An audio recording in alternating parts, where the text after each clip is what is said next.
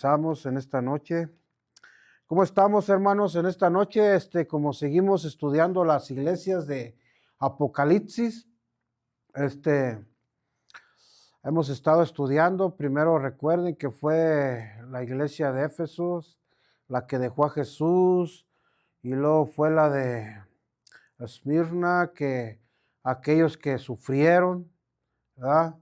Sufrieron y dieron toda su vida y hasta el final fueron fieles a Jesús. Y luego este domingo compartimos de Pérgamo también, las cosas que tenía el Señor con ellos. Y hoy vamos a estudiar la iglesia de Tiatira, amén. Vamos a estudiar esta iglesia. Abra su Biblia en Apocalipsis.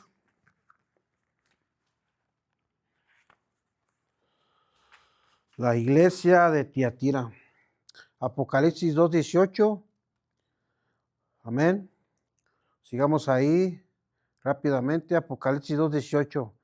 Y escribe al ángel de la iglesia en Tiatira, al Hijo de Dios, el que tiene ojos como llama de fuego y pies semejantes al bronce bruñido, dice esto: yo conozco tus obras y amor y fe y servicio y paciencia, y que tus obras postreras son más que las primeras. Pero tengo unas pocas cosas contra ti, que toleras a esa mujer Jezabel, que se dice profetiza, enseñe y seduzca a mis siervos a fornicar y a cometer cosas sacrificadas a los ídolos. Le he dado tiempo para que se arrepienta, pero no quiere arrepentirse a su fornicación. He aquí yo lo arrojo en cama, en gran tribulación, y a los con que en ella adulteran. Y si no se arrepiente de sus obras de ella, y a sus hijos heriré de muerte. Y todas las iglesias sabrán que yo soy el que escudriña la mente y el corazón, y os daré a cada uno según vuestras obras.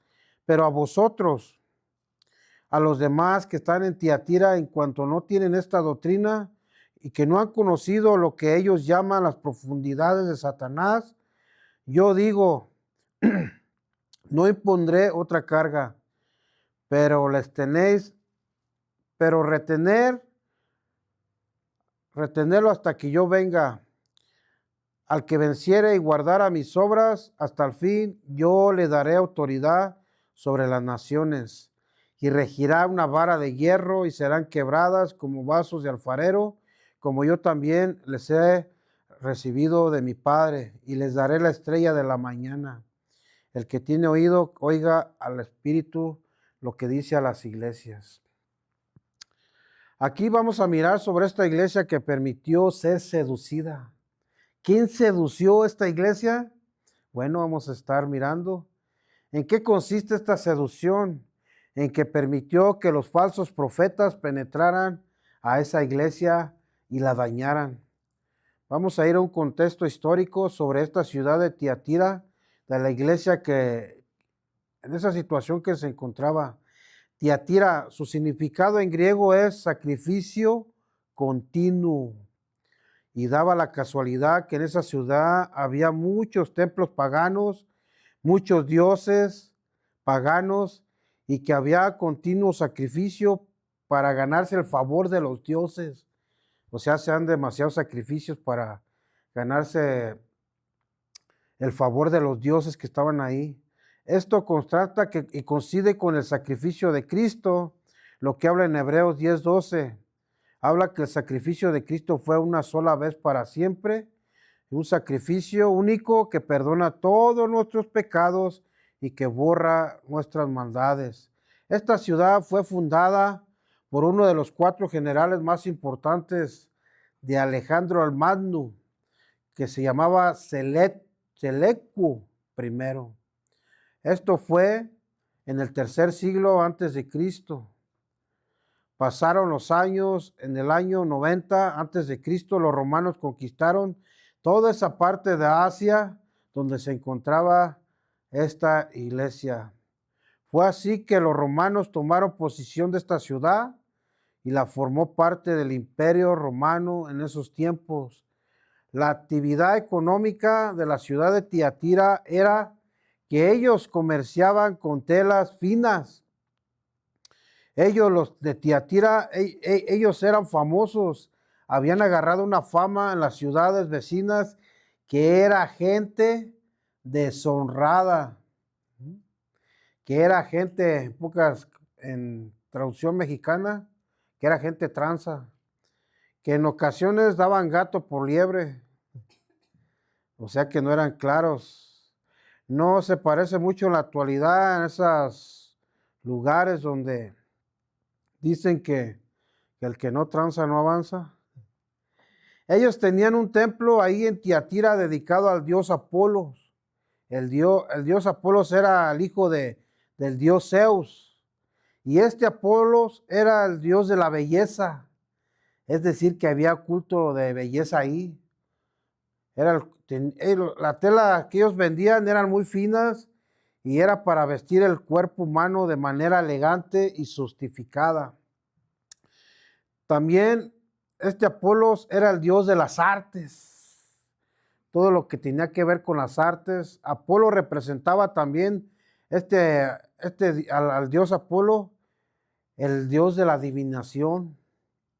Y dentro del templo de Apolos había una profetisa de planta.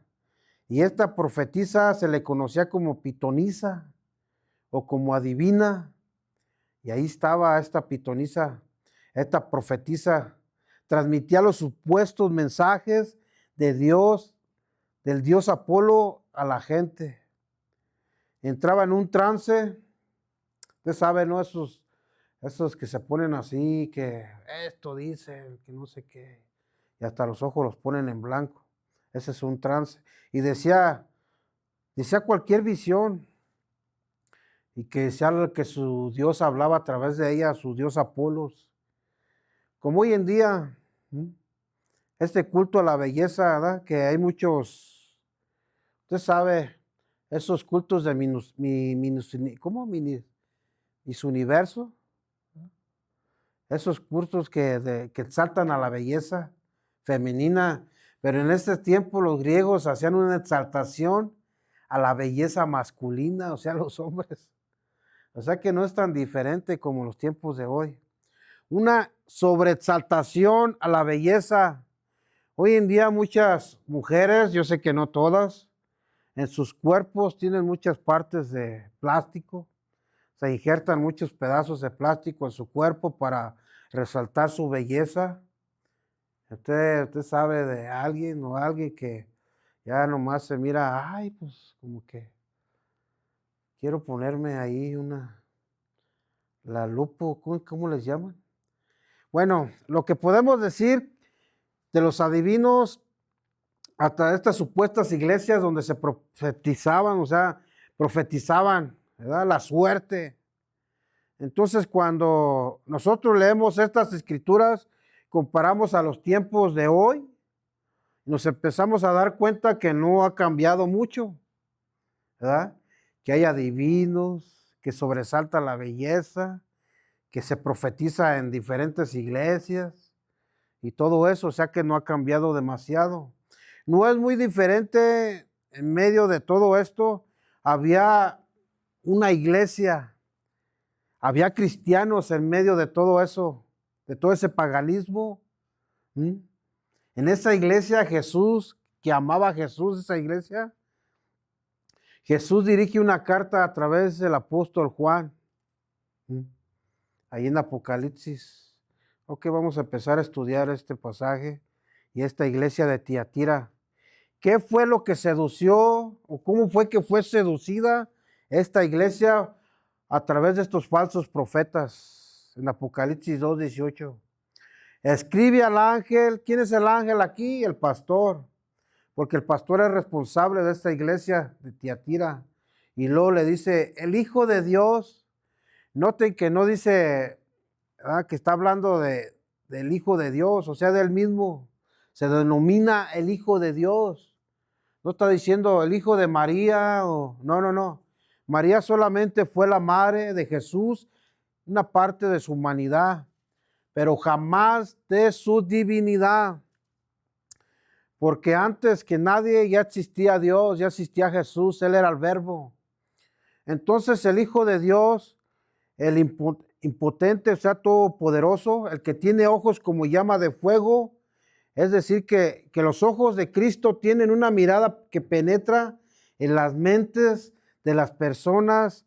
La mira a Jesús, esa mirada de Jesús tiene tanta fuerza que penetra hasta el corazón y nada se le escapa a su mirar. La Biblia habla que él conocía los pensamientos de los fariseos, los conocía lo que había en su corazón de los hombres, entonces los miraba y escudriñaba más profundo el corazón de los seres humanos y de las personas. Aquí está diciendo que los hijos de Dios también, ¿verdad?, se mira para, o sea que de eso no nos podemos esconder nosotros como hijos de Dios a Jesús. Él nos mira, Él mira el pecado en lo más secreto de nuestras vidas. O sea, si hay algo ahí escondidito, Él nos mira y dice, no, ahí hay algo en ti. O sea, y con su mirada nos desnuda. Fíjense que Platón, había un filósofo llamado Platón. Él hablaba en sus discursos, Platón era un filósofo que hablaba ahí en sus discursos, él hablaba que la luz nos da la capacidad de ver el mundo y de todo lo que se rodea. Él hablaba de una luz interior que todos los seres humanos deberíamos de tener. Él decía que esa luz interior, cuando una persona le llegaba ese poder, cuando esa luz interior, él alcanzaba a mirar a través de sus ojos. Según Platón, esa luz era la luz divina. Y nos damos cuenta que solamente Dios puede hacer eso. Pero Platón hablaba sobre un Dios, ¿verdad? Yo sé que era el Dios de dioses, el Rey de reyes y Señor de señores. Pero Platón hablaba sobre que todos deberíamos de tener eso. Sabemos que no podemos hacer eso. Yo no puedo ver lo que tú tienes en tu corazón. Así hablaba, se expresaba Platón. Pero esa luz que salió dentro de esas personas penetraba por los ojos de Jesús y él miraba. Él alcanzaba a mirar su nivel espiritual en ellos porque tenía esa luz poderosa, nuestro Jesús. Y podía mirar lo que tienen en el corazón esta iglesia de Tiatira. Sin embargo, es una ilusión a Cristo que tiene como ojos como llama de fuego. Tiene mucho sentido el contexto de esa cultura de antes. Que discernía a los griegos, decían, como Platón, decían, no, que hay una luz interior, que si entra dentro de nosotros, que podemos mirar el corazón de las personas y todo eso. Entonces, cuando Jesús está relatando a esta carta a través del apóstol Juan, ellos como que empiezan a meditar y decir, wow, como que sí, pero era Jesús el que estaba hablando por sí mismo. Cuando estudiamos el contexto histórico, nos da la luz precisamente. Justamente dice que Él tiene ojos como llama de fuego. Y los de Tiatira estaban entendiendo, estaban escuchando la carta y estaban, oh, ok, porque escuchaban a su filósofo Platón, ¿verdad? Pero ya después decían, no, pero Jesús es el que tiene esos ojos como llama de fuego, que podía ver dentro de nosotros. Entonces dice que tiene como ojos de llama de fuego y pies semejantes al bronce bruñido. El bronce en la Biblia es un símbolo de juicio. Bronce bruñido, bronce muy pulido. Acuérdense que Apolos era el dios de las artes. Y allí en esa iglesia de Tiatira había muchos artesanos. Y estos artesanos, entre las obras, tenían y fabricaban y exportaban este bronce de diferentes cosas. Y ellos los exportaban. Ellos eran artesanos. Y el bronce ellos mismos hacían como espejos del mismo, no es como hoy en día los espejos normales. Dice, este bronce bruñido es bronce muy pulido. Acuérdense que Apolos era el dios de las artes y había muchos artesanos ahí. Los artesanos, entre esas obras, ellos hacían y fabricaban estos espejos. Y el bronce hacían los espejos de las artes, del metal, del bronce. Eran pulidos de una manera que se reflejaba el interior de la persona. O sea, váyase dando un reflejo. O sea, ellos eran artesanos, trabajaban el bronce y todo, pero el Señor, nuestro Señor Jesucristo les está mostrando a través, diciendo que Él era el de pies de bronce y que Él reflejaba su mirada sobre de ellos. O sea que cuando se miraban en ese espejo, diciendo, ¿sabes qué? Jesús nos está mirando. Recuerde que no es literal, es espiritual. Por eso estos espejos solamente se reflejaban así en nuestra vista, como cualquier espejo en la actualidad. Pero Cristo, mire la comparación que hace Cristo espiritualmente hablando, que Él proyecta nuestra verdadera condición interna. ¿Sí me estoy entendiendo? No, se los explico. O sea, ellos hacían espejos de bronce y los pulían tanto que uno se podía reflejar.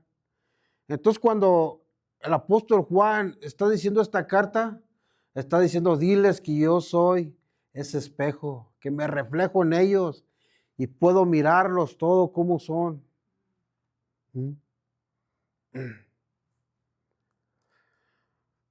Les puedo mirar todo el pecado que está en su mente, en su corazón.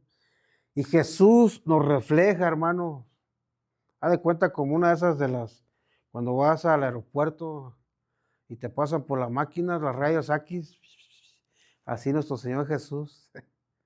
Él nos mira hasta el pecado más secreto que tenemos, el que tenemos en nuestra mente, en nuestro corazón. Ahí se refleja, ahí nos refleja Él. No sé si recuerdan cuando Isaías tuvo esa visión, que estaba ahí delante de la presencia del Señor, y él se asombró porque decía, ay Señor, soy hombre pecador, de labios inmundos. Y él se quedó, al ver la mirada del Señor, él se reflejó, dijo, ¿sabes que yo soy pecador? Igual nosotros. El Señor nos mira y con su espejo nos mira cómo somos. Y así el Señor trae juicio a nuestros pecados.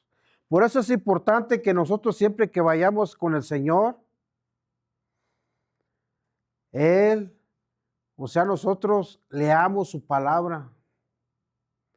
Y cuando miramos su palabra, es como un reflejo. O sea, que aquí miramos y aquí nos estamos reflejando nosotros. Y ahí van a salir todos nuestros defectos, todos nuestros pecados ocultos. Y ahí es donde dice el Señor, sabes que arrepiéntete, si no va a venir juicio. Porque sabemos que Dios odia el pecado. Cuando dice pies semejantes al bronce bruñido, habla de pisar la maldad, lo que Dios aborrece. Sabemos que Él aborrece todas esas cosas. Sigamos en el 18.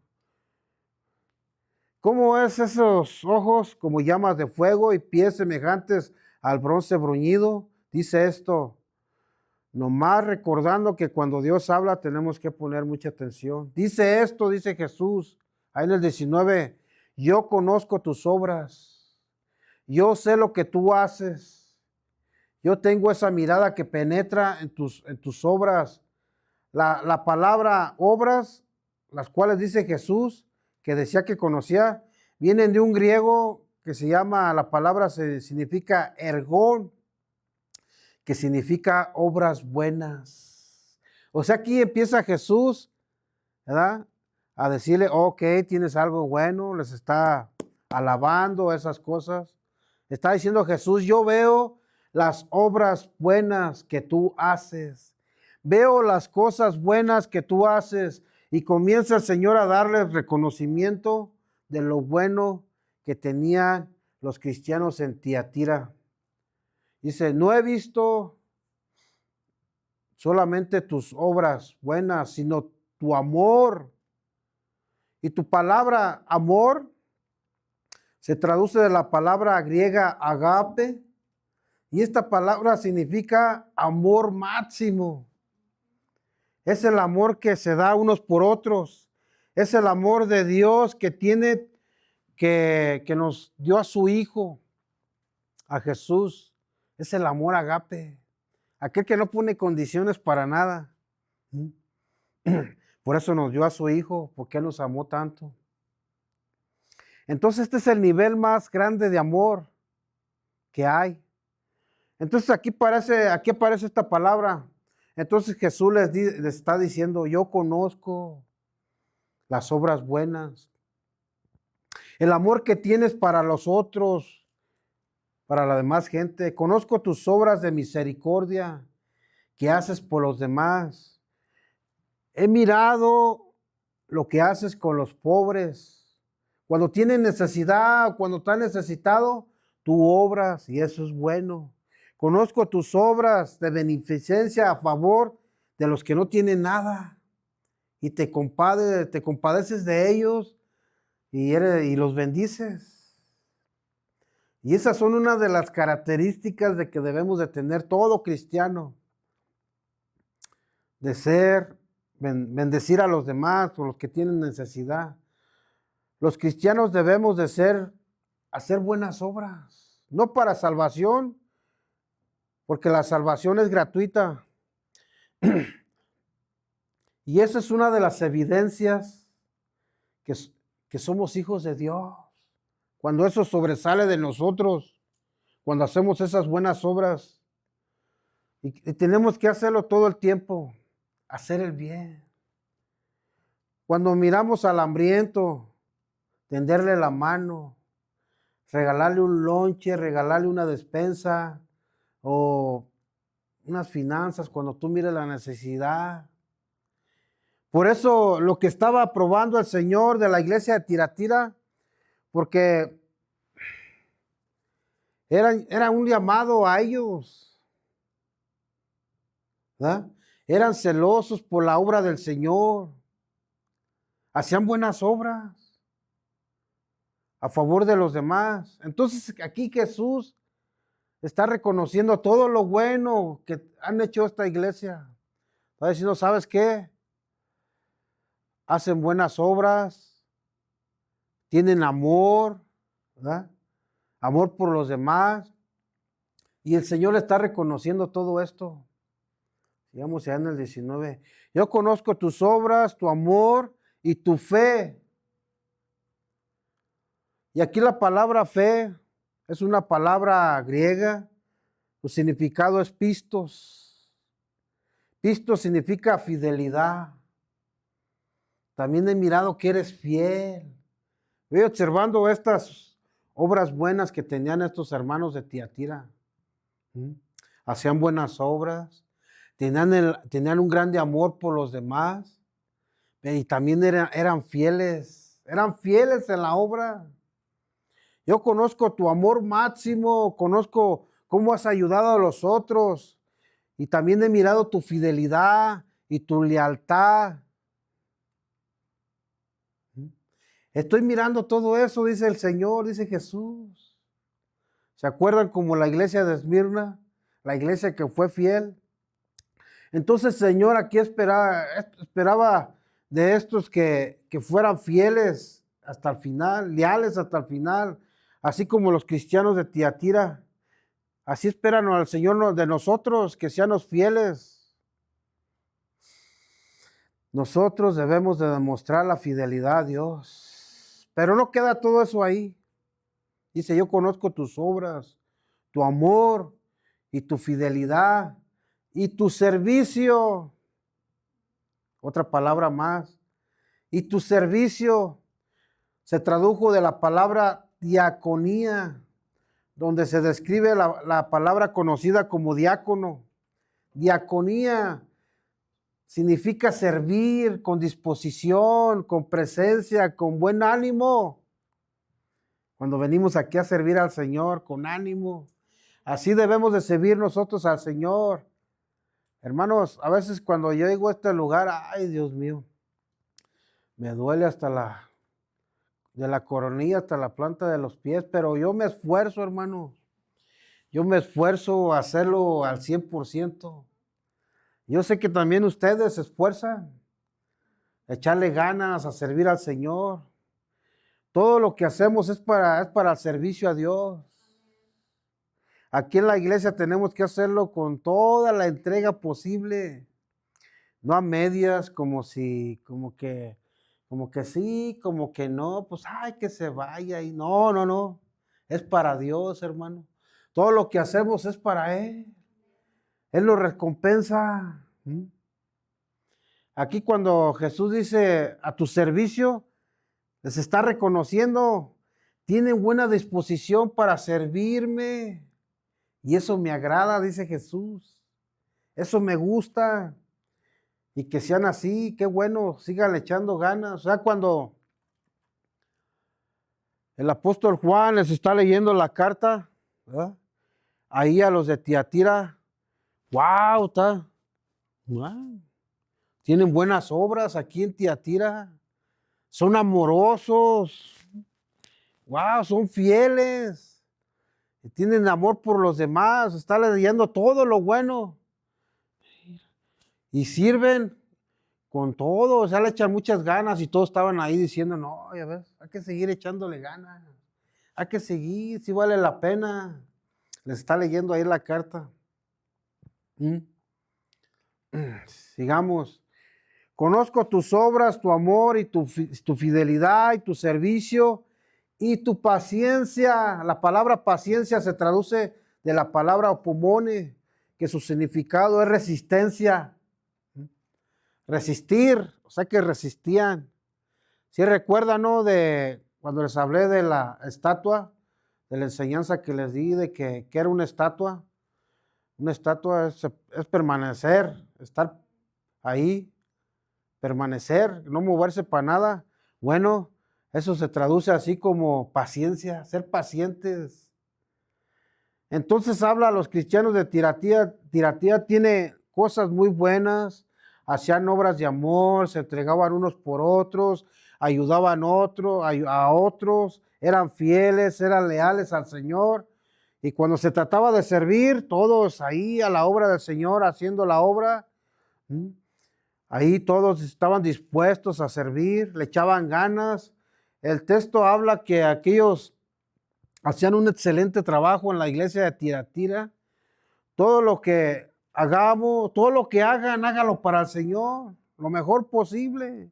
Y todos, amén, amén, todos ahí, todos contentos, porque lo hacían para el Señor. Porque ustedes saben que la obra del Señor, cuando Jesús hizo su obra, lo hizo completamente perfecto en la cruz, ¿verdad? Él nunca dijo, ay, no, yo no tengo flojera ir a la tierra, no, no, no, pues imagínense, no, pero Jesús lo hizo perfecto, a tiempo y todo maravilloso. Igual nosotros, hermano, ¿qué podemos hacer por Él? Por todo lo que hizo por nosotros. Y los cristianos en Tiatira tenían estas cosas buenas y el Señor le reconoce. Pero no termina ahí. Mira lo que dice más adelante al final. Y que tus obras postreras son más que las primeras. Ahí en Apocalipsis 2:19. Al último. Algo notable tenían estos cristianos, es decir, que cada día aumentaba. ¿Qué aumentaba? Que sus obras, su amor, su fe, su servicio, su paciencia aumentaba.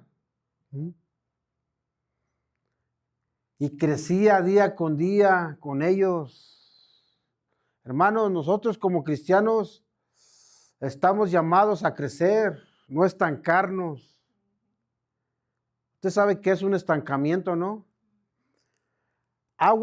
Es como una agua que está estancada, es un criadero de bichos feos. Pero la agua que corre, eso produce vida. Un agua estancada no puede vivir nada ahí, no hay vida ahí. o al menos que haya ahí cucarachas de charco o algo ahí, esos animalitos feos, eso es lo único que puede. Pero en un agua que corre hay vida, están los salmones y está todo ahí, corre algo precioso porque hay vida. Y el agua que corre, ahí puede crecer pescados y la vida está ahí todo el tiempo. Igual nosotros, vamos, no corriendo, pero sí vamos caminando, ¿verdad? Como esa agua que va, pero no que quedarnos estancados. Porque si nos quedamos estancados, hermano, usted sabe que todo eso trae enfermedades. Por eso estamos nosotros llamados a crecer. ¿En qué tenemos que crecer? En amor, en fidelidad, en servicio y permanecer firmes. Entonces, cuando está leyendo esta carta, el apóstol Juan, en esos momentos todos estaban así, ¿da? Echándose como, por ejemplo, estuvieran, pues tú estás echándole ganas. Oh, tú de veras, tú el otro día hiciste buenas obras. Oh, tú te serviste y serviste. Todos ahí animándose, todos ahí echándole ganas, ahí echándose porras unos a los otros. Pero ahí viene lo bueno. Ahí viene la reprensión y el reproche de Jesús. Pero, ahí en Apocalipsis 2:20. Aquí viene el pero, hermanos, el reproche de Jesús. Pero tengo unas pocas cosas contra ti. Fíjense cómo el Señor está interesado en todo nuestro ser, en nuestro espíritu y también en nuestro cuerpo, de manera integral. Recuerden que el mandamiento mayor es más grande. ¿Usted conoce el mandamiento más grande que hay, hermanos? ¿Cuál es? Amarás al Señor tu Dios con toda tu mente, con todas tus fuerzas y con todo tu corazón y con todo tu ser. Pero entonces había algo aquí en esta iglesia. Por eso es que Jesús dice, pero, ¿por qué Dios? Porque Dios nos amó tanto, hermanos. ¿Ah? Por eso nosotros tenemos que dar todo nuestro corazón. Tenemos que darle toda nuestra mente, no a medias, no, todo porque nos amó de tal manera que dio a su Hijo. Entonces el Señor está interesado en la iglesia de Tiatira, en los cristianos de ahí, y como Él reconoce sus buenas obras, o sea, hay interés, pero usted sabe que el Señor todo el tiempo quiere tenernos en orden. Pero tengo unas pocas cosas en contra de ti. O sea, eran pocas, pero eran graves. Y esas pocas cosas nos pueden llevar en el fracaso, nos pueden llevar al fracaso espiritual, nos pueden desviar. Y le está hablando al pastor de la iglesia de Tiatira. Puedes desviar a la iglesia. O sea, hablando con cosas peligrosas. Por eso es que quedaron escritas hasta el día de hoy, hermanos. Por eso, como hace rato les dije, o sea, esos tiempos de antes no han cambiado mucho, hermano, como el día de hoy. Y por eso es que quedaron escritas para traer un recordatorio a las iglesias. Porque toda la escritura del Señor es importante. Sigamos allá en el 20. ¿Cuáles eran esas pocas cosas que toleras? Que esa mujer que dice, profetiza, aquí está sobresaltando tres cosas. La primera es que tolera. La palabra tolera se tradujo de la palabra eu y su significado literalmente es permitir. O sea que ellos estaban permitiendo esto. O sea, dejaban en paz ese pecado, dejaban tranquilo ese pecado. O sea, Jesús les dice, pero tengo algunas cosas contra ti que permites, que estás dejando en paz. No haces absolutamente nada. Yo no sé, a lo mejor por temor, por tal vez por un juicio o por un mal pensamiento, toleraban todo eso. Y podrían decir ellos mismos, no, pues es que ese pecado, pues yo quién soy para juzgar. Pues hay que el Señor juzgue, yo no. O sea que ellos toleraban eso. Ahorita más adelante les voy a explicar qué era. Y el Señor precisamente estaba juzgando. ¿A quién? Al pastor y a los hermanos de la iglesia. La segunda cosa que resalta es esa mujer Jezabel. Jezabel significa deshonesta. Deshonesta significa Jezabel. ¿Sí recuerdan cómo eran los pobladores de Tiatira? Que eran tranzas, eran deshonestos. Ahí en Tiatira había como unos 35,000 habitantes en esa ciudad. Y eran deshonestos la mayoría. Algo como que tiene algo de interés, ¿no? Como que se metió ese espíritu de Jezabel ahí con ellos. Eran esos de que cuando llevaba la carreta a arreglar, usted sabe que andaban en carretas esas de ruedas, la llevaban a arreglar y venían de otras ciudades y se ponían ahí, está mal mi carreta, arréglamela. Ok, te la voy a cambiar llanta nueva. ¿Y cuál? Nomás le echaban ahí grasa y la limpiaban y se la cobraban como nueva. Pues esa mujer deshonesta, o sea, Jezabel, que ellos toleraban, era una tranza. Aquí el nombre de Jezabel no es una mujer literal. Aquí se acuerdan del templo de Apolos, que había una profetisa. ¿Sí recuerdan que había una pitonisa ahí que adivinaba ahí al pueblo? Ahora fíjense aquí, Jezabel es una alusión, aquí que se menciona el Antiguo Testamento. ¿Sí recuerdan, no? Ahorita les voy a explicar más adelante. A la Jezabel del Antiguo Testamento. ¿Cómo era esta mujer o qué era lo que hacía o qué? Bueno, Jezabel era la esposa del rey Acab, del rey de Israel. Y aquí la alusión, que eran los ocultos, los cultos a Apolos ahí en esa iglesia, cuando dice Jesús en sus cartas, que tienes ahí a esa mujer, a esa profetisa, a esa mujer. Entonces ahí ellos así como que preguntándose unos a otros, nosotros no tenemos una pitonisa aquí, dentro de aquí de la iglesia. Pero ellos estaban entendiendo la pregunta porque conocían las escrituras. ¿Jezabel? ¿Quién? O sea que si hacían esa pregunta, el Señor nos está reprendiendo, pero ¿quién es? Entonces era una alusión a Jezabel, la esposa de Acab, que aparece en Primera de Reyes 16:29. No vaya ahí porque está muy grande la historia, se la voy a... Ahora, ¿qué hizo esta Jezabel en esos tiempos? Bueno, vamos a entrar en materia con esta mujer.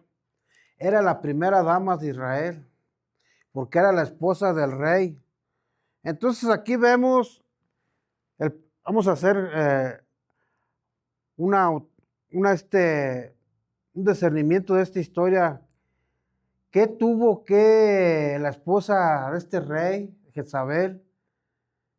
¿Qué hizo? ¿Qué fue lo que hizo?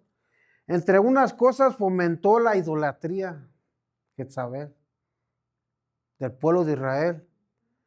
Siendo que el esposo, que era el rey Acab, era el rey de Israel. Pero esta mujer cimentó los ídolos ahí en los templos de Israel. Entonces Jezabel, esta deshonesta, otro significado es traicionera, le decía Acab, al rey Acab, oye rey, dame chance de poner unos templos paganos, ¿no? Acabo aquí hay mucha gente, ¿verdad? Déjame poner unos templos a Baal. Y el rey como que, ¿cómo? ¿Ah? Decía, no, ¿cómo crees? Pero esta mujer insistía, no le importaba nada. La Biblia dice que fue uno de los grandes errores del rey Acab que permitió que su esposa lo sedujera. Recuerden que ese espíritu estaba con los de Tiatira, que aún fueron seducidos, y este espíritu estaba ahí. Vamos a seguir leyendo la historia de Jezabel. Lo incitaba, esa palabra, ¿verdad?, que aparece ahí en la palabra, lo incitaba a la idolatría, a consentir al culto a los dioses paganos.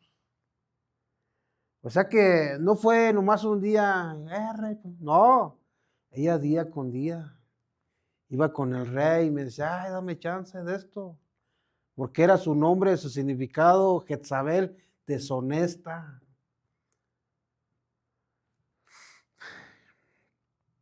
Ahí había otros dioses, ahí en esa iglesia, que adoraban.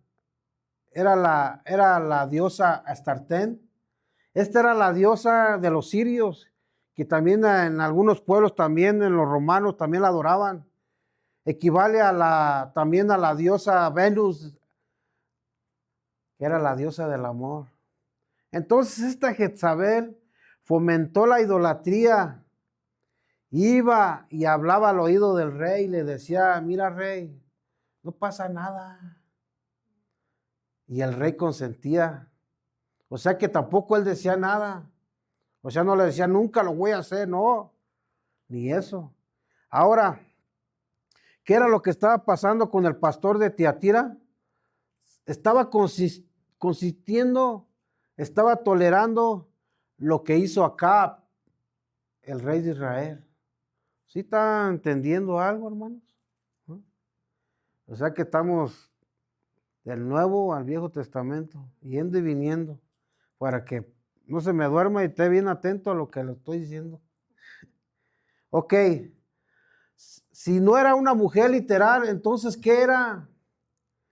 Eran cristianos que tenían la misma actitud, el mismo espíritu de Jezabel. Otras de las cosas que hizo esta mujer, o sea, de incitar a la idolatría al rey de Israel, fue que persiguió a Elías. ¿Sí recuerdan esa historia también? Esa está en Primera de Reyes 18:20. ¿Sí recuerdan cuando persiguió al profeta Elías? Ella mandó matar a los profetas de Jehová. Esta mujer mandó matar a varios profetas de Jehová. ¿Qué fue lo que hizo esta Jezabel? Persiguió y mató a los profetas de Dios. Iba con el rey y le decía, oye, estos profetas nada más me profetizan mal. Y sabes una cosa, yo quiero que los desaparezcas, le decía al rey Acab. Y el rey le decía, no, son los profetas de Dios. Pero es que ellos me recriminan, me dicen muchas cosas y a mí no me agradan. Claro.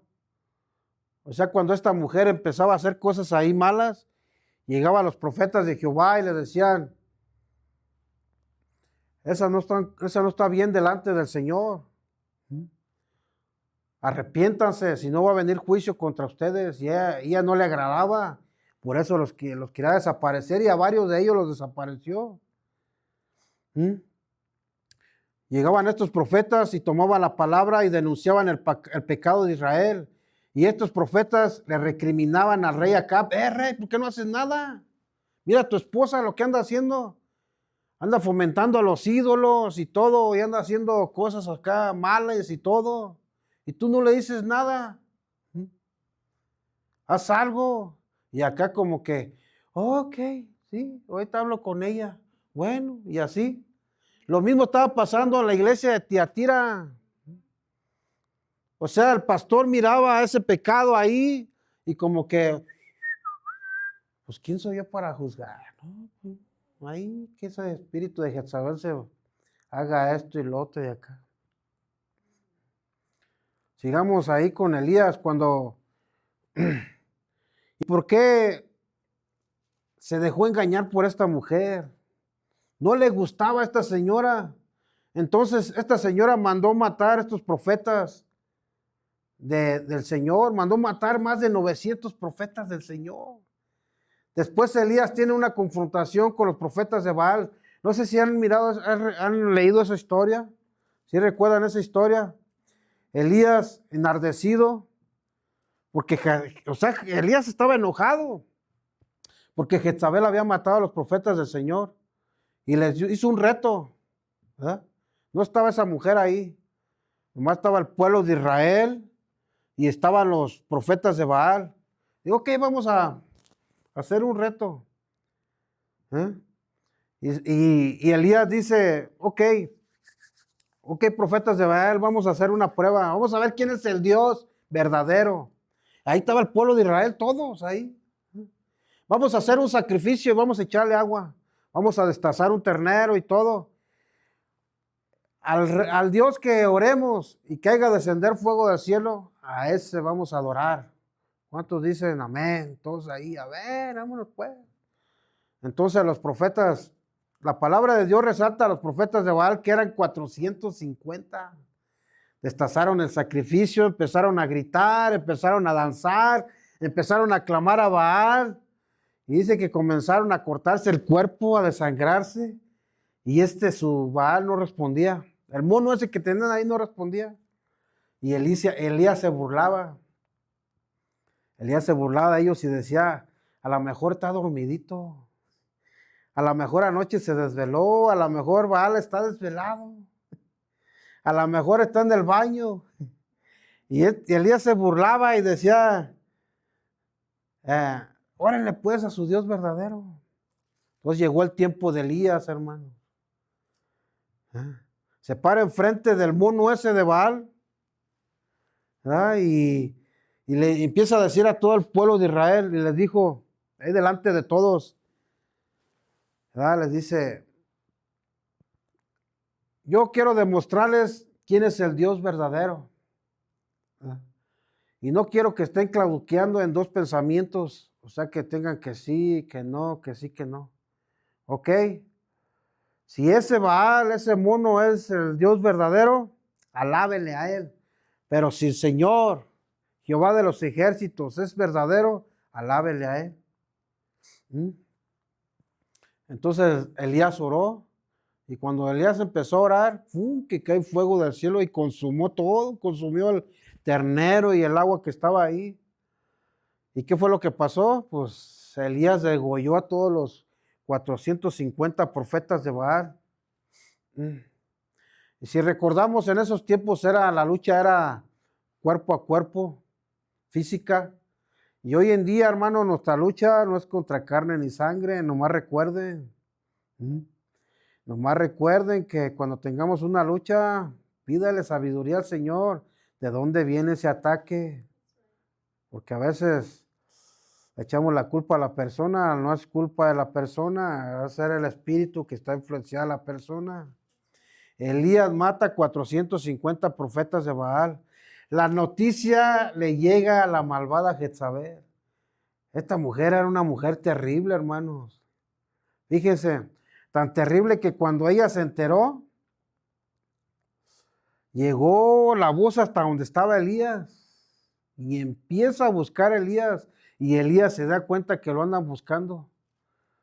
Y Elías pues andaba bien cansado de tanto profeta que había degollado, ¿verdad? Ok, ese es uno de los puntos que hizo esta mujer, ¿verdad? Que incitaba a la idolatría al pueblo de Israel. Pero este profeta de Dios le demostró que el verdadero Dios, el verdadero Señor de señores, es Jehová de los ejércitos. ¿Qué más hizo esta mujer? Había un hombre llamado Nabot. Dice la Biblia ahí en Primera de Reyes 21. Aquí relata esta historia, dice que el rey Acab estaba en su palacio ahí caminando, y a lo lejos miró una viña. ¿Sabe qué es una viña, no? Donde están las uvas.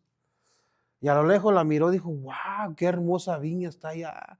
Qué hermosa viña tiene el vecino. Y la empezó a mirar y todo. Wow, y qué.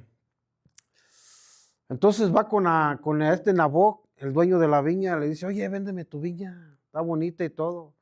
Y le dice Nabot, no, no te la puedo vender porque es herencia de mis antepasados, no puedo, y tú sabes, ¿no?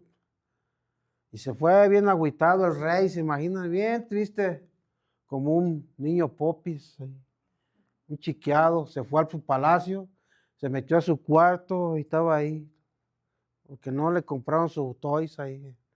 Entonces llega la Jezabel, hermano, llega y se le queda mirando y dice, ¿qué tienes, Dios, tú, rey Acab? No, pues es que el vecino no me quiso vender su viña. ¿Y qué? ¿Y dice qué? Tú eres el rey. Tú eres el rey, tú. Tú puedes hacer lo que tú quieras, eres el rey. Imaginen citándolo. Dice, no te preocupes, yo me encargo, le dijo la Jezabel. Y entonces lo que pasó fue esto, que ¿qué hizo esta señora? ¿Verdad? Contrató a dos malandros, a dos sicarios, dos testigos falsos, para que dijeran que Nabot había dicho cosas malas de Dios y le inventó hasta lo que no. ¿Y qué fue lo que pasó? Que mandaron matar a este Nabot y le quitaron su viña labrada ahí. Entonces ya llega la Jezabel y le dice al rey Acab, ¿sabes qué? Ya la viña es tuya. Nabot no sé qué pasó, que se murió y todo eso, le quitaron sus tierras a este pobre Nabot. Wow. Ok, vamos atrás, ahí en el Nuevo Testamento en Tiatira. Jezabel en la iglesia de Tiatira. Aquí está señalando aquí, hermanos,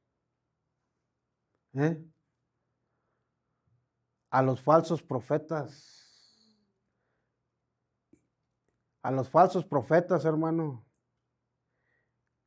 Dice que toleras a esa mujer Jezabel, porque no era una mujer literal, era gente que se había metido en la iglesia, falsos profetas, y el pastor no hacía nada. Ahora, ¿qué hizo Jezabel? Le quitó la propiedad a Nabot. ¿Qué es lo que hacen los falsos profetas hoy en día, hermanos? Te quitan el dinero, te quitan tus propiedades, te quitan hasta el anillo de matrimonio si te dejas también. Te quitan lo que te dejan en la calle, hermanos. Ese era ese espíritu que estaba ahí en esas iglesias. Y hoy en día está ese espíritu todavía, hermano. Todavía anda ahí deambulando ahí en las iglesias. Y así me dice el Señor, es ese espíritu de Jezabel. Es un espíritu que desvía al pueblo hacia la idolatría.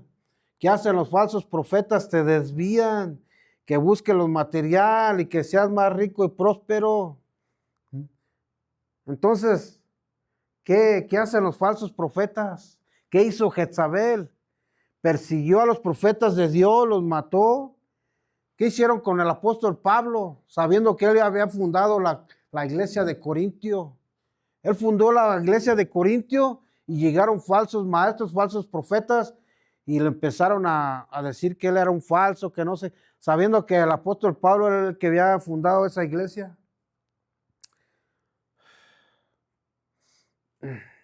Aleluya. Ay, ay, ay. Los falsos profetas, cuando tú predicas la palabra de Dios, los evidencias, los sacas a la luz, ¿verdad? Con la misma palabra del Señor. Y esa profetisa Jezabel. Y el pastor y algunos cristianos toleraban eso, que esa mujer que decía profetiza. Ahora vamos a ver cómo murieron estos dos, tanto el rey Acab y esta Jezabel. Mira, habla la historia que el rey Acab fue a la guerra, ¿verdad? Y iba en su carruaje, porque el rey todo el tiempo iban a la guerra, iba en su carruaje. Y el pueblo, los enemigos, dice que aventaron una flecha, a ver a quién le cae. ¿Y usted qué creen que le cayó la flecha? Entre todo lo que había, ¿a quién cree que le cayó? Al rey Acab. Y le cayó aquí, el mismo aquí, porque la armadura está aquí puesta, todo. De los que iban a la batalla, a la guerra, está la armadura, pero por aquí cuando se mueve, le cayó aquí la flecha. ahí le cayó hasta adentro y se desangró el rey Acab. Entonces le dice al que le iba manejando ahí, el chofer de la carreta, no, no, párate, párate, párate. Y ahí se paró y ahí se desangró y ahí se murió el rey Acab. Una flechilla. ¿Y usted qué cree que mandó esa flecha? Es el Señor. Dice la Biblia, hermanos, que después vinieron los perros y lambieron su sangre. ¿Ah? El profeta es el que está, el profeta Malaquías fue el profeta Micaías. Dice, ahora, ¿cómo murió Jezabel? Mira, había un profeta llamado Micaías, porque no le caía bien. Le dijeron, traigan al profeta. Necesitamos palabra de Dios. Pero ese profeta era un profeta de verdad. Este profeta Micaías era un profeta de verdad. Entonces cuando lo miraron a otros dijeron, no. Y luego dice Jezabel, no, ese no lo traigas. Pero ¿por qué no? Ese es profeta de Jehová. No, ese nos dice puras cosas malas. A ver pues que nos profetice pues. Dice,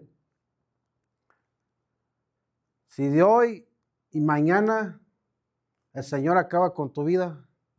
Así les dijo nomás el profeta Micaías. Ya ves, mira, te está profetizando que te vas a morir. Y dicho y hecho, así murió. Ahora, ¿cómo murió Jezabel? Micaías también lo profetizó. ¿Verdad? Dice, los perros lambarán tu sangre y te comerán. Dice que cuando hubo una guerra ahí, la Jezabel se subió a un palco allá arriba de su palacio. Llegaron los enemigos y la aventaron. Se destrozó todo la Jezabel ahí en el suelo. Llegaron los perros, lambieron su sangre y se la comieron. Ay, bueno, eso está ahí en la Biblia, hermanos. No es de mí, es de... Ay, ay, ay. Así acaba el destino, hermanos, de esta gente que desafortunadamente no estaban en contra del pueblo de Dios.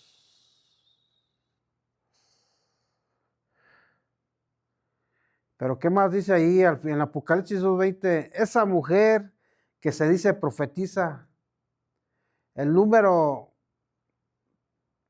que dice de Jezabel, que dice profetiza, daba un mensaje. ¿Sí recuerdan esa pitonisa, no? En el templo de Apolos, que era una mujer, da supuestamente mensajes hacia su dios Apolos. Bueno, hacia estos supuestos cristianos con ese espíritu de Jezabel, daban supuestos mensajes de Dios. O sea que ahí adentro de la iglesia estaban estos cristianos que tenían ese espíritu de Jezabel, que daban mensajes según de Dios, ¿verdad? Según ellos profetizaban mensajes de Dios, pero eran falsos y profetizaban a la comodidad de la gente.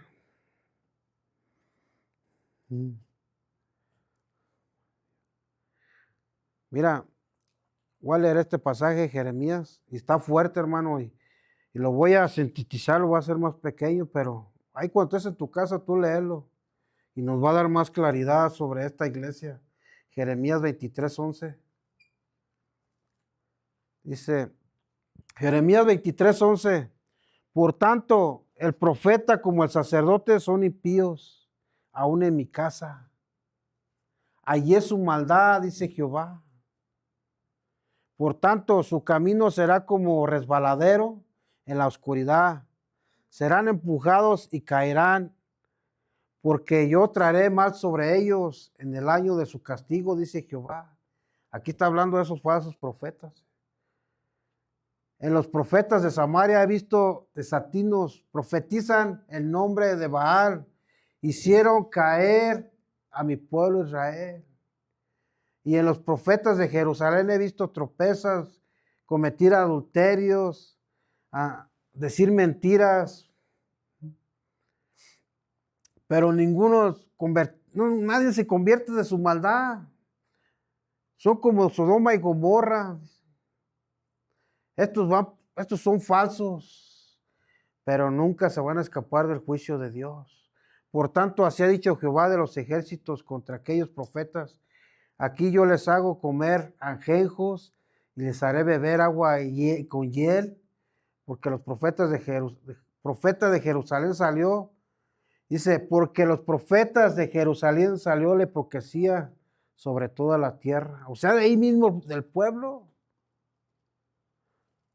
Saben, hermanos, porque hay mucha gente que no cree del evangelio, de venir a poner su vida delante de Dios, entregar su vida a Jesús, en pocas palabras, porque por culpa de estos falsos profetas. Cuando tú invitas a alguien a la iglesia y les dices, te invito a la iglesia, dice, ahí nomás te quitan el dinero. Dice, ¿por qué? Por culpa de estos.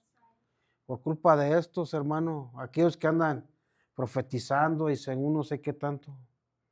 Pero sabemos que no todos somos iguales.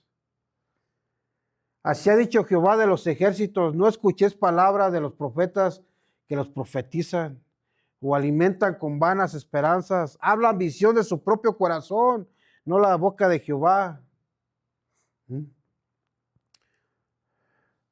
Hermanos, el lunes o el martes, no sé cuánto tuvimos meeting con los pastores, y el mensaje era sobre la fe verdadera y sobre la fe triunfalista, ¿verdad? ¿Cuál era lo que predicaban a nosotros?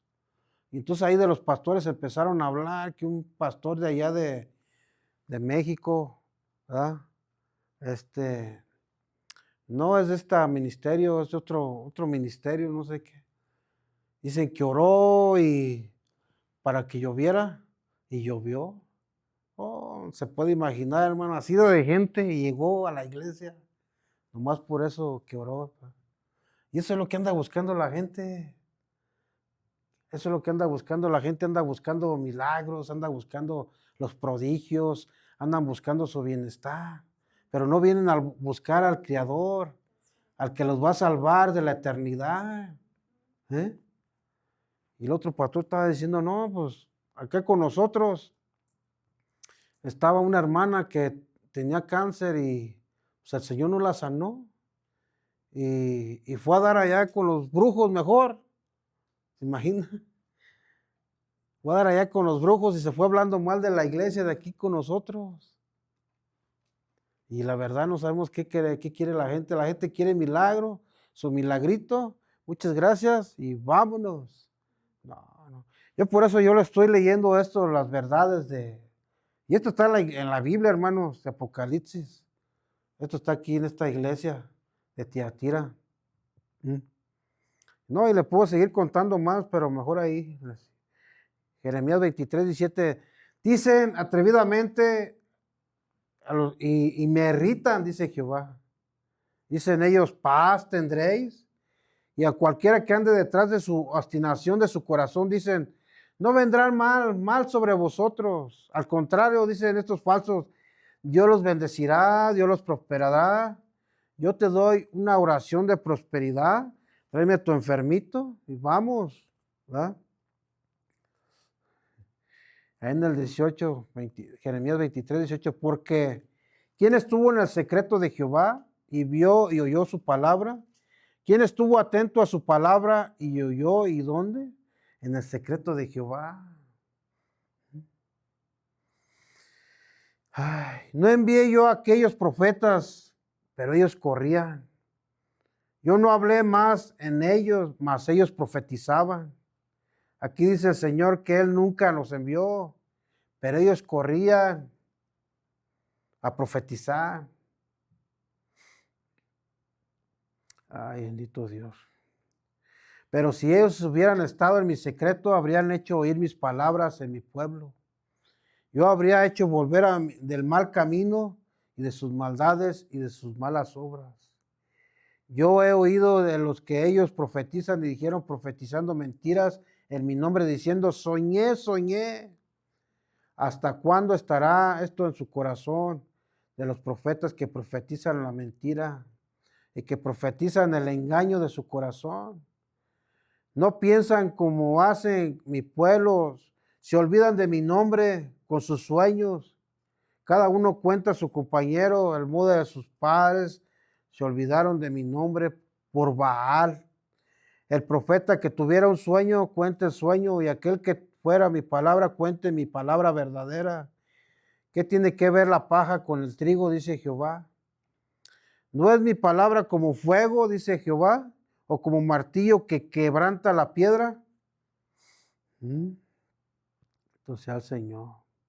Y aquí está hablando Jeremías, hermano. ¿Y usted qué cree que pasó con Jeremías? Ya sabe usted la historia.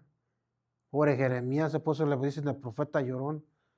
Apenas acabó de profetizar cuando lo agarraron y órale al pozo y ahí donde estaban las ratas, ahí lodo y todo eso que le aman. Por hablar la verdad. Ay, ¿qué me va a esperar a mí? Bueno, pero les voy a adelantar, porque ya me consumió el tiempo. Ay, bendito sea el Señor.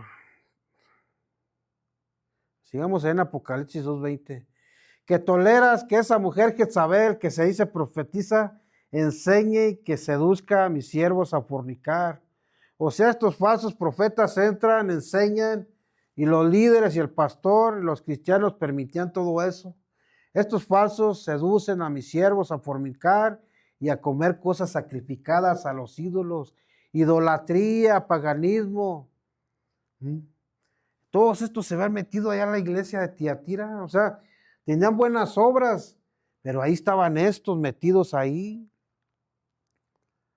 Y le he dado tiempo para que se arrepienta, pero no quiere arrepentirse de su fornicación.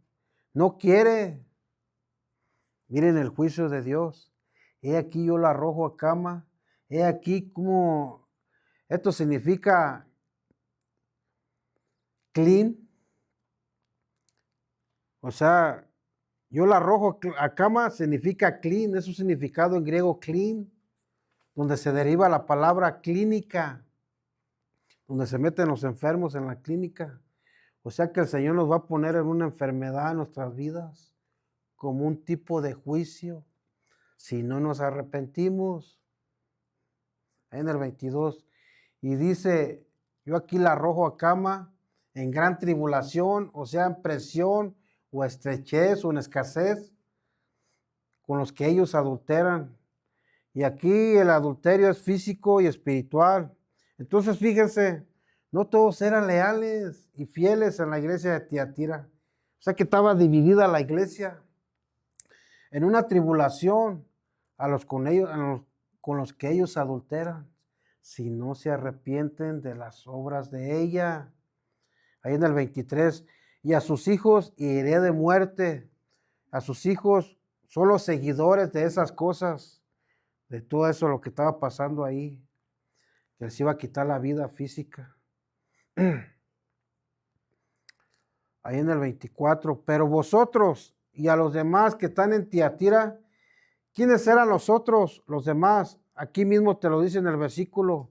A cuantos no tienen esa doctrina, es decir, que podemos estar compartiendo la palabra de Dios, pero puede haber división ahí. Esto lo hablamos hace rato. Estaba dividida la iglesia. Estaban los que sí y estaban los que no. Porque sabemos que el Señor conoce todo. Entonces, ¿cómo estaba aquí? Algunos que el Señor les va a herir de muerte, ¿verdad?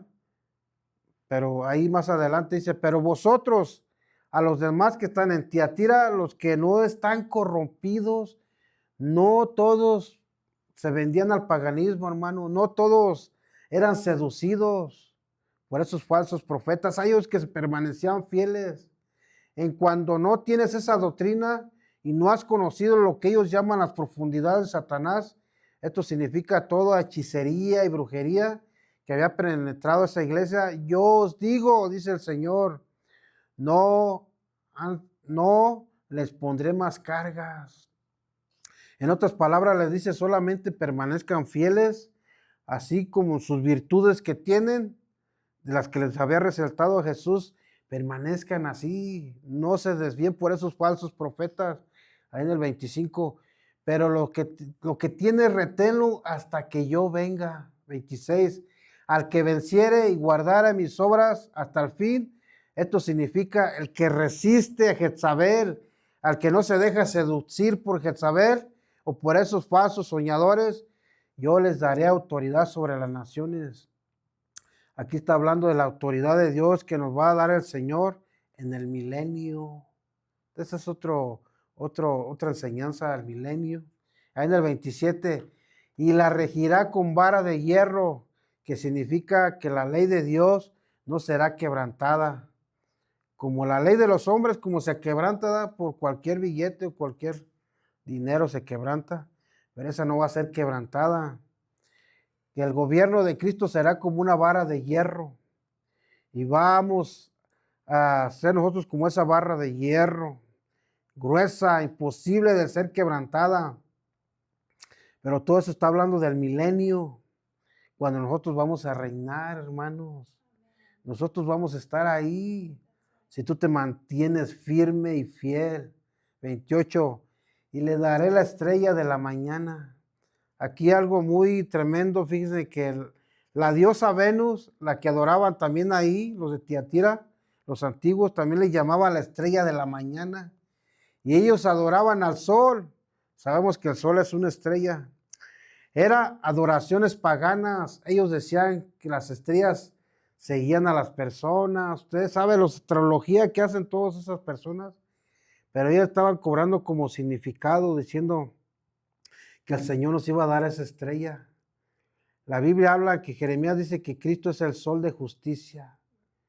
Cuando dice este texto, te daré la estrella de la mañana, ellos estaban entendiendo perfectamente. No es una adoración pagana, no, es el astro rey, es el rey verdadero, el Señor Jesucristo. La Biblia dice que nos reuniremos nosotros y vamos a estar ahí con el Señor y le veremos de tal manera, así, persona a persona, en el milenio. El que tiene oídos, tiene oídos espirituales, oiga lo que dice a las iglesias. Nada más les recuerdo a las iglesias, todos aquellos que somos cristianos, amén, oigan lo que la iglesia dice.